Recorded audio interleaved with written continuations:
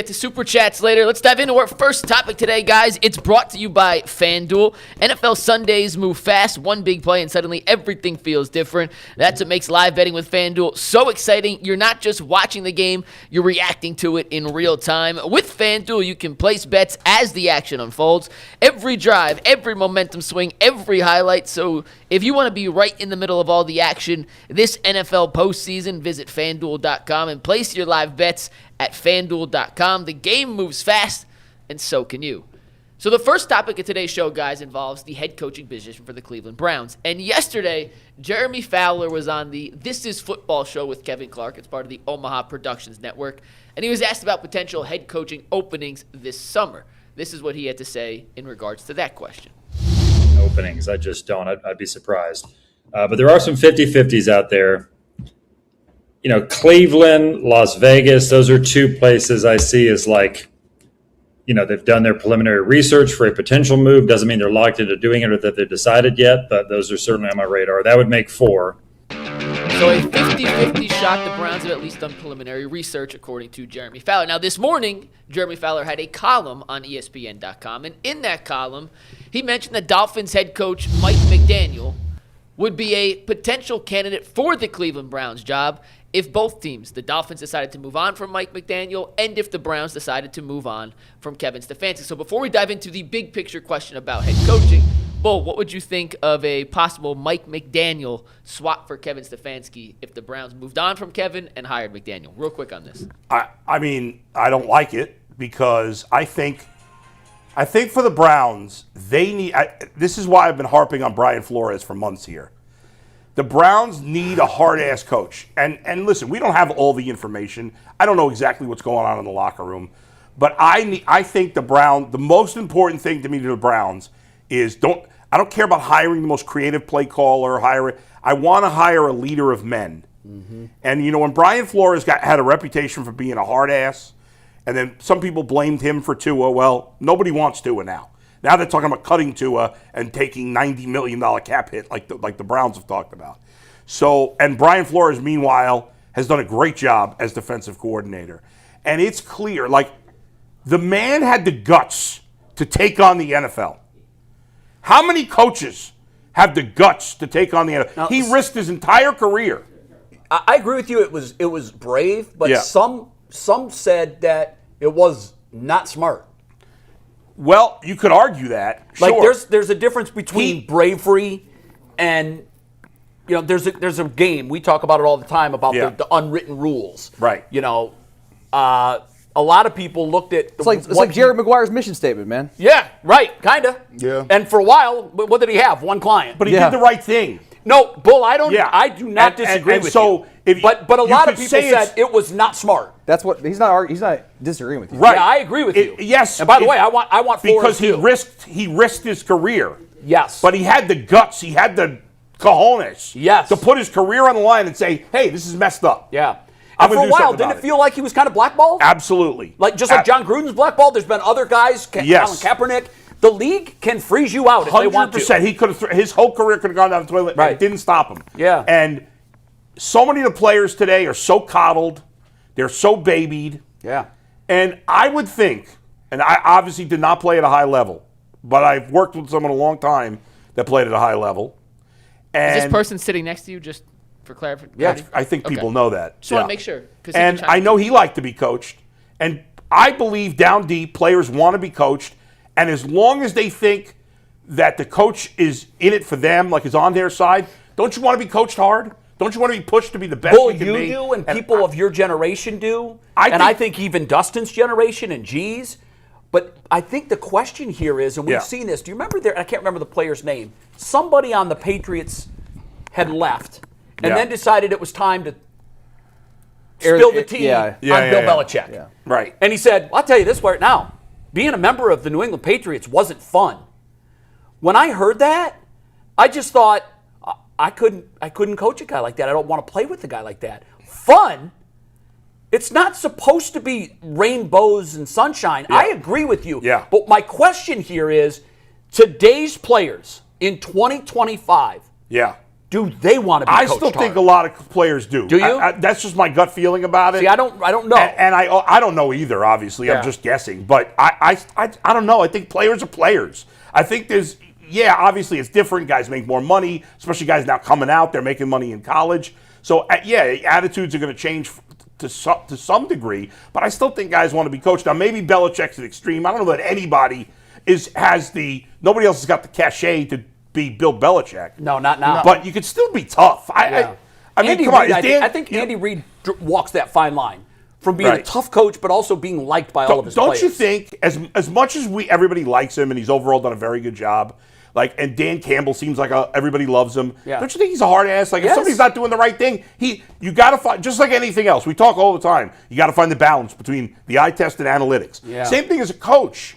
I just think and there's different gears for different players. That's right. And I just think ultimately to me, Mike McDaniel's too much like Kevin Stefanski in terms of he may be a better, maybe he's probably a great play caller, whatever. But I just think in terms of personalities, or in terms of the way he interacts with players, I think he's too similar to Stefanski, and they need something different. Dustin, I kind of it's tantalizing. Usually, I got a one way or the other. Would I prefer, Flores? Sure, I would prefer him. However, the tantalizing thing about Mike McDaniels is that offense. I think he's very creative.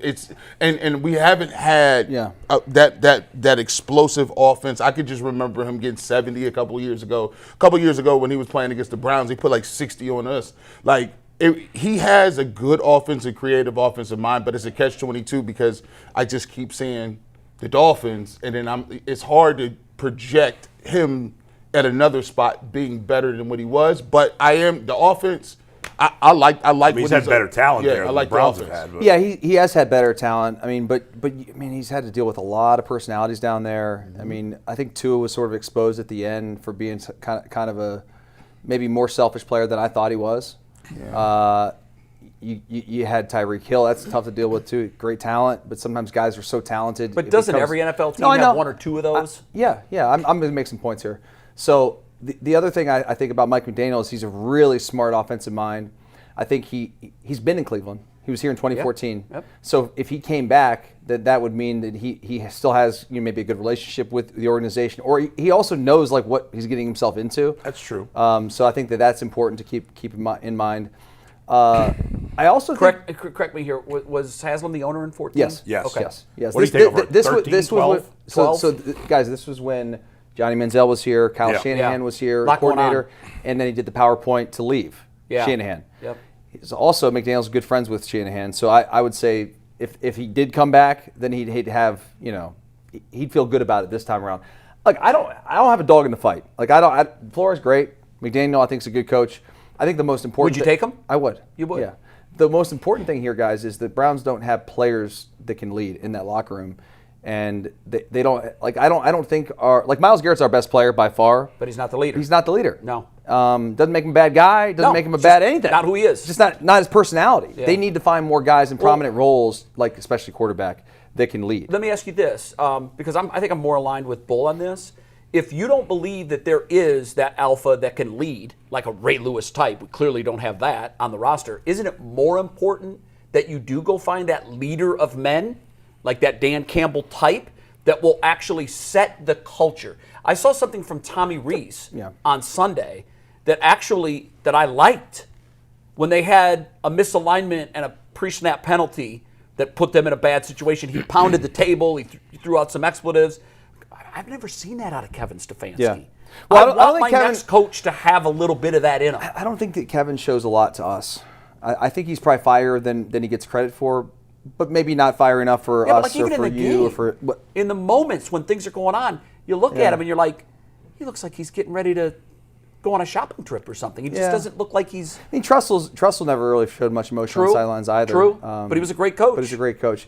Look, we could sit here for days, and we will. Talk about this and break it down and have our guys and this, that, and the other. The reality is we have no idea who's the best guy. Right, that's true. The biggest problem is the guy that signs the checks, man. No, we said that Monday. Right, yeah. So as long as he's there, it's gonna. We have to because they can't get out of their own way. We have to get lucky with the quarterback. Yeah, and see, I felt we did get lucky with Stefanski. Yeah. And it's been such a mixed bag with him. We don't know what he is now. Like Stefanski's not. I don't think he's a bad coach. I don't either. And I don't even think he was a bad fit. But he hasn't done a good job the last 2 years. It hasn't worked out. And Right. I said this yesterday. You were not here. Cleveland, I think, broke Kevin Stefanski to the point where he just, it's time to move on. When I read Grossi's report, it's exactly what I said. I said they got to him. They wore him down. Yeah.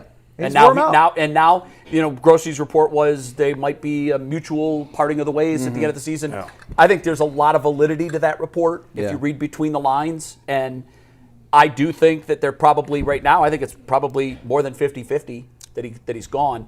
You would say no to McDaniel. You seem to be I'd rather have Flores. Yeah. If you said I had to choose between McDaniel and Stefanski, I would go with him. But he would definitely not be the top. And you're okay Mikey's with got him. something. Mikey. Yeah. Sorry. Well, no, it's all good. Just because the question before the McDaniel thing came out this morning, we were going to ask is, in a hypothetical world where an elite level head coach, a Shanahan, a McVay, someone like that were available for the Browns, but you had to give up assets to get it. How much do you think, and Bo, we'll start with you and go around the horn that way. We haven't even heard from G. I'm curious. Start with G then. Thoughts. G, what would you on particular- assuming, would you be okay with McDaniel, that and move? then give what would you give up? Yeah. real quick, G, there's the caveat of you're keeping Shedeur as QB1. So this was, what are you giving up to get an elite coach to come here to help, quote unquote, fix the Browns and get the most out of Shedeur Sanders? Is it a first round pick? Is it multiple? Man. What would you give up? Man, listen, this is I got a problem giving up picks, period. I ain't trying to give up no picks. I need them. Now look, I ain't stupid. If Sean McVay wants to come in here, I think you can cross that off the list. Well, hey, G. Bush, give up some picks. Cool. I'd really like to leave LA for Cleveland. If Andy Reid want to come in here, It's a hypothetical idea. Of right? a If head Andy coach. Reid want to come in here, sure, I got a couple picks for you. You know what I'm saying? That's what it is. But pretty much, not for Mike McDaniel. Nah, not for Mike McDaniel. But he No. means for Sean McVay. Well, I I mean, mean, if you could take one coach in the league, you'd take Sean McVay. if I Absolutely. You factor in age. if I could get, Shanahan is a very, very, very close 1A for me. Yeah, but I would still go. I would do it for Shanahan's 3. right up there, but I would take Yeah. McVay. If I had to take one guy, I I'd would take do McVay. 3. I would do Andy Reid, but he's a little older. I would do See, that's Shannon. why I wouldn't do Andy Reid. I mean, I but, just think it's a young person's job. But if Andy Reid was going to come in and he was going to be the director of my player personnel, listen, put him in the front office and let's cook. Like It didn't work well with Holmgren. Hey, well, listen, Andy Reid. Andy Reid Holmgren is nowhere near on Andy Reid's level. in my There's opinion. about 5 I'd take. I'd take the You give up a first round pick? Yeah, for Sean McVay? McVay is one. You guys would disagree with me on these both because whatever. Tomlin and Harbaugh? Tomlin and Harbaugh. Also, I like both of them, too. Shanahan, so that's 4. But you give up a first round pick, like the 5th pick, 6th pick in the draft. No. We talk Jaguars. We talk about Jags. Yeah. Oh, the Jaguars We pick? talk about Jags. That's low key a 30. That's a 30-piece Well, that's nugget. almost a second round pick. Andy Reid's too old. I would only. I agree with that. I would not give up. I don't Sean know. Payton as well. I like him. I would only give up I'd give up the Jaguars pick only for McVay and Shanahan. That would If be it you for were me. to call LA or San Francisco right now and said, They would "Hey, laugh at listen, you. Browns here." John Lynch Got a flyer for John you. Lynch I mean- would laugh at you. Yeah, Bro, yeah. you wouldn't get out of your mouth what you would give up to Right. get John Lynch would hang up the phone. They wouldn't take immediately. They wouldn't take the whole Browns draft. No, they sure. wouldn't. But They got their guy. But here's the thing. and you I'm have to pay actually- McVay $80 million a year. It's not happening. This actually is very valid, and Yeah. this is a great conversation. Yeah. So, how the heck you would have intimate knowledge of this? How did they get to a point where John Gruden gave picks up for him? I was there, and I can tell you the thinking inside the organization and the thinking of the fan base when that now it happened. was two. Two. That was and at wild the work. time, this was an unheard of thing. Ever. Wait a minute. Still what? ain't heard it. You're going to trade picks for a coach? Yeah. The Raiders believed that they could win without John Gruden. And remember, when John Gruden took the Bucs to the Super Bowl and won in his first year, who did he play? The Raiders. So inside the organization, this is what they were thinking. It's a very similar conversation to what we're having right now. Tony Dungy, all-class human being. Like one of the favorite people I've ever met in the sporting industry. Yep. Absolutely, Yep. unbelievably just class. Jim Tressel, dude. What- He is Jim Tressel. He's Jim Tressel. Ain't He's never very similar raised to Jim his Tressel. voice. Never raised his voice. Didn't Just- swear. Didn't swear. I don't like him. His priority off the football field was an organization called Family First. And he spent a great deal of time, and because he felt like, I need for young black men in the community to understand they have a responsibility to be a father. And that when you are a father, your offspring has a much better chance of being successful. He's also spent time being homophobic and anti-gay. So let's try. If you're gonna sing, do the song and dance about how great a guy he is, then I'm gonna throw it in there. Otherwise, I wouldn't have said it. Fine. In your mind, it's not my mind. It's not my mind. It's a fact. If you ask Tony, are you homophobic? Yes, he is. Absolutely not. 100%. He's made comments about it publicly. But this one left. Off the rails. Let me get back. Okay. This one left. Tony Dungy, class guy. Everybody that was around the organization loved Tony. But everybody also knew there's something missing. This team couldn't get past the NFC Championship game, and they had all-world talent. On defense, one of the greatest defenses ever. They had, Derek Brooks, John Lynch, Rondé Barber, Warren Sapp. It was unbelievable. They kept underachieving. So inside the organization, they were saying, look, if we got to give up a couple of picks to get the guy that we think will make the difference, the culture setter, the dirt, for the crops to flourish. And there was no doubt that John Gruden was their guy. So they called the Raiders with an off-the-wall proposition, and there were some in the media that thought, oh my God, this is the most unorthodox thing we'd ever heard. But look at the way it worked out. They got their guy, and the next year, that guy got that group of guys over the hump. It was totally worth it. It was like the Rams deal. When the Rams, said, we need a quarterback. That's all we lack is a quarterback. They went and got him. They won a Super Bowl. They gave up a lot in the draft, but it worked. Most of the fans at the time thought that the move was bad to get rid of Tony Dungy. He was very popular in Tampa. Very, very popular. And 2 first-round picks. They were like, what are we doing here? We're giving away the farm. And you never know. They might have won it the next year with Tony Dungy. May have, but I'll tell you as someone who was there for all of that, the move was exactly on target. It's what they needed, and I hate to say that because I love Tony. And I wasn't necessarily a huge John Gruden fan yet. I became one watching him. He was tough.